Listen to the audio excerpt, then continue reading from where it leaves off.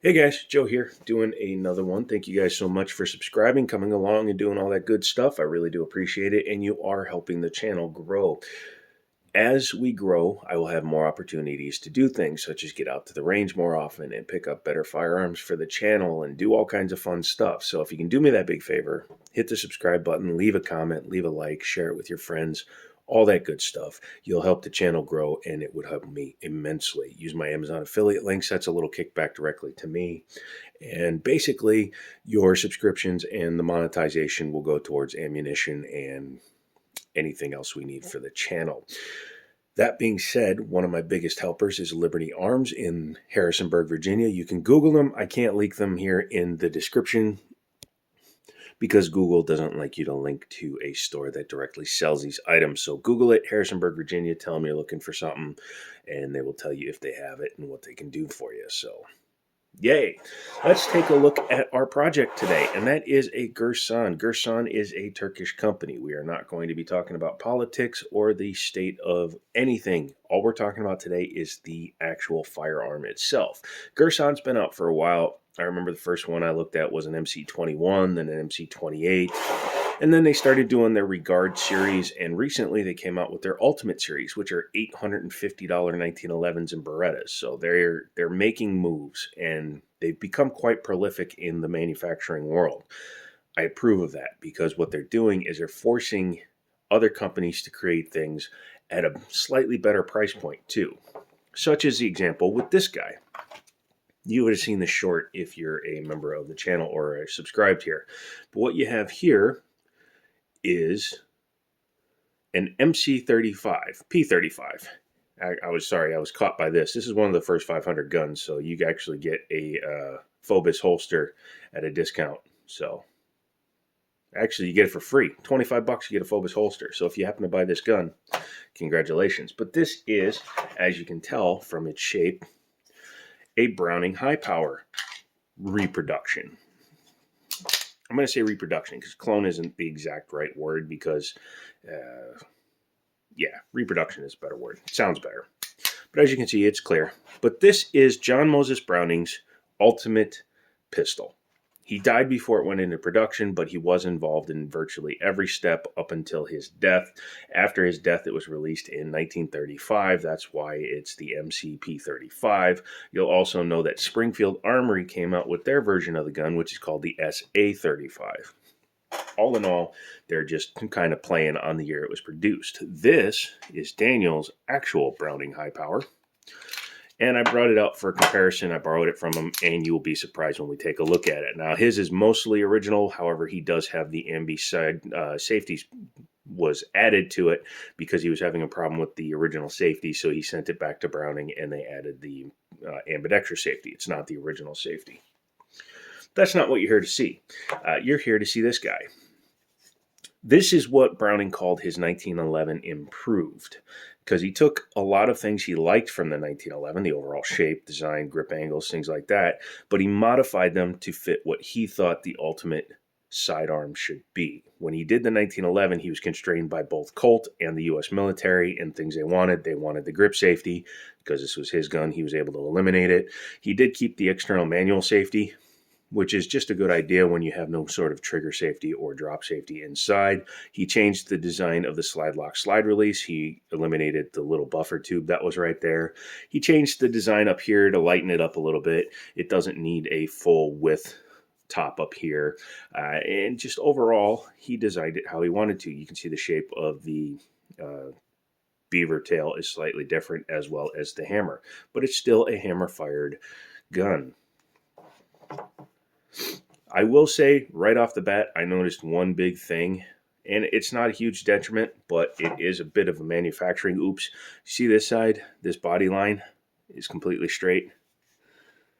This line isn't. And on an actual one, you can see it's actually a much sharper line too, but it doesn't do that. So that is one place where perhaps a tooling, or because I'm sure this is a cast part. It's not, I mean, if it is cut out of a single piece of stainless, then that was a big oopsie on their machining part.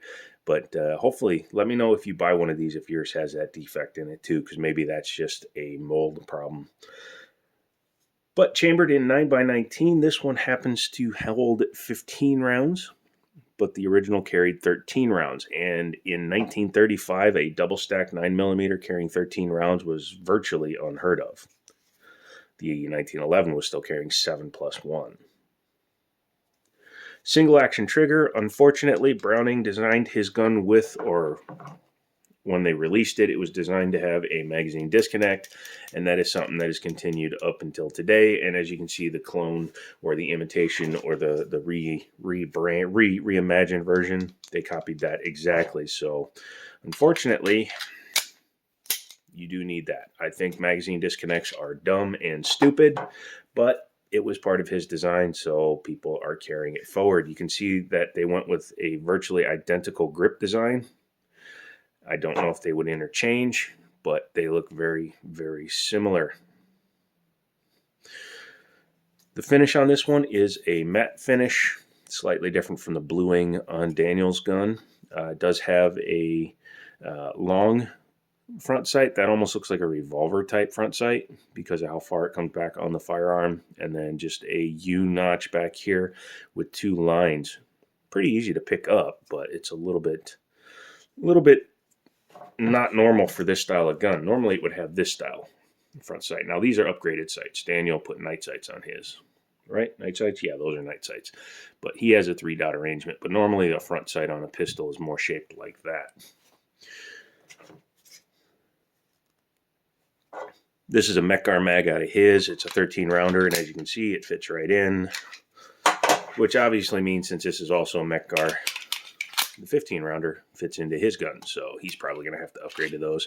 He put some Talon grip tape on the front of his, standard one. No front strap checkering, no back strap checkering, which is a little bit odd, but again, they're staying true to the original. You can see it, EAA from Cocoa, Florida, made in Turkey. Girsan, excuse me. Wow. And Girsan has one of the longest serial numbers in the business.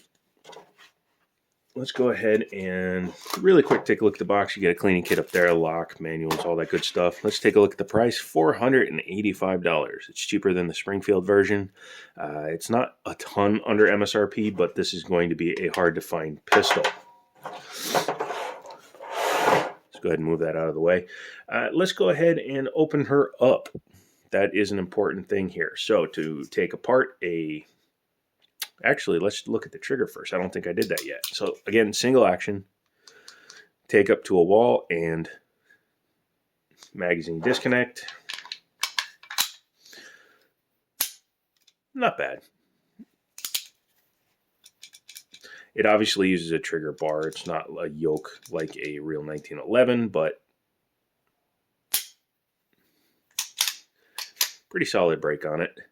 Reset. Actually, there's no reset.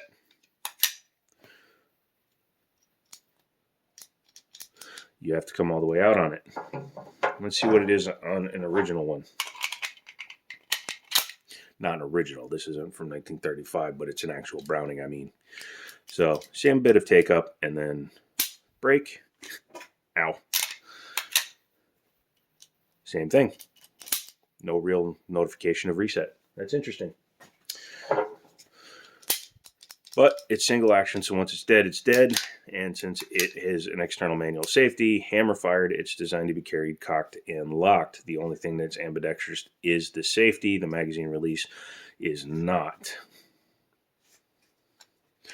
What do you say we pop her apart, huh? Check it one more time, make sure she's empty, and then you're going to bring it back. You'll see that's for the safety. This is when you want to come all the way back and take it down,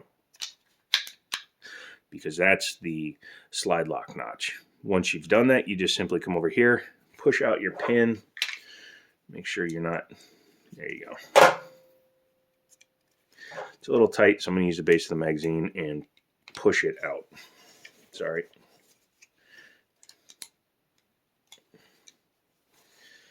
Come on, you jerk.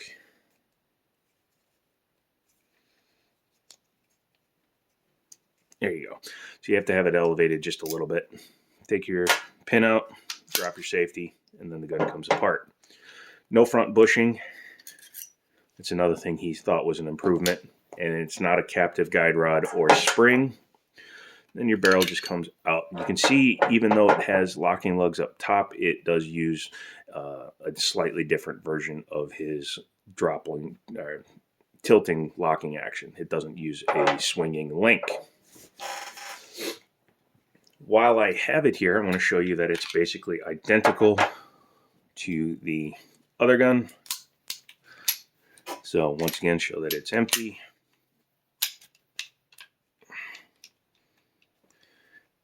Try not to get these parts mixed up. And as you can see, exact same design and the exact same design. It's a chrome covered barrel with a pretty nice twist to it. Yeah, you can see there. Overall finish inside the slide is pretty nice. No machining marks that I can see there too obvious. No drop safety. As you can see, they're very similar.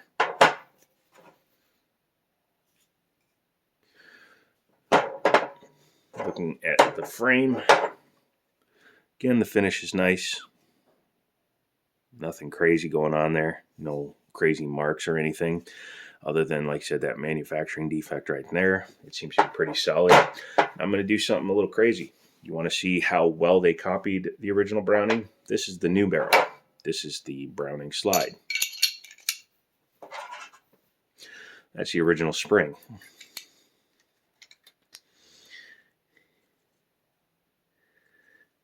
That's this.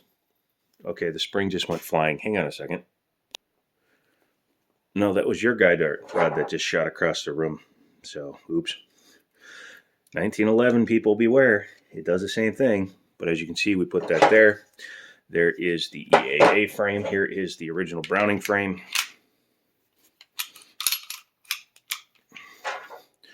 And we'll use the slide lock from the new gun.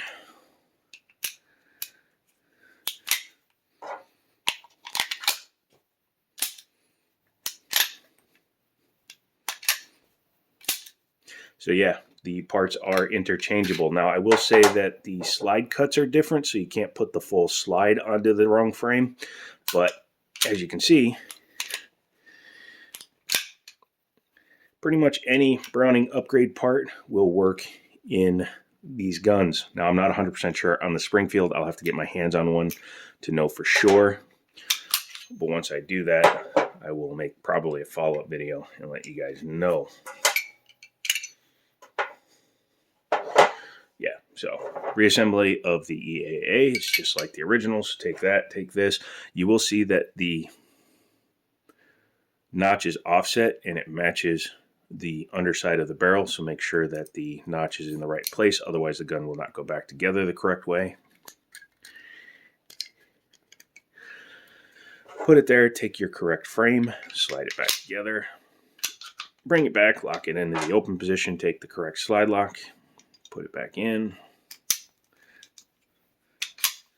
take your magazine, make sure you have the right one, and yeah, there we go. I'm going to reassemble that one off camera. But how well did Girsan recreate the Browning High Power? I'd say they did a pretty good job. It feels good. I'd have to take out and shoot it. Again, the only gripe I have with the gun is the malformation on the side of the frame. But again, that could either be one single production unit error, or it could be something that's prevalent in the entire lineup. Let me know if you have one, if yours looks like that. Other than that, if you want to get one of these awesome little guys, contact Liberty Arms.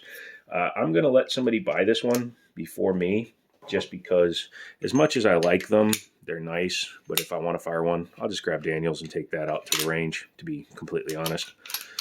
I tend to buy guns I don't have or can't get a hold of.